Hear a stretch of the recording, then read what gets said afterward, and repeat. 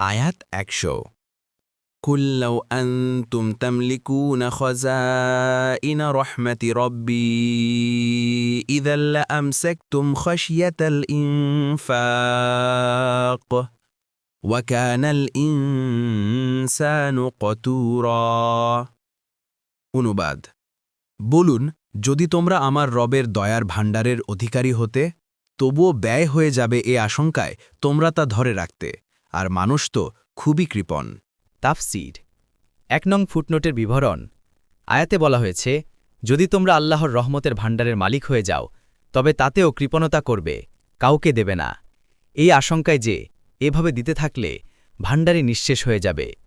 অবশ্য আল্লাহর রহমতের ভাণ্ডার কখনও নিঃশেষ হয় না। হাদিস এসেছে, রাসূলুল্লাহ সাল্লাল্লাহু আলাইহি সাল্লাম বলেছেন, আল্লাহর হাত পরিপূর্ণ, খরচে তা কমে না, দিনরাতে প্রচুর প্রদানকারী। তোমরা কি দেখো না যে আসমান ও জমিনের সৃষ্টির সময় থেকে এ পর্যন্ত যা কিছু তিনি খরচ করেছেন, তাতে তার ডান হাতের মধ্যস্থিত কিছুই কমেনি।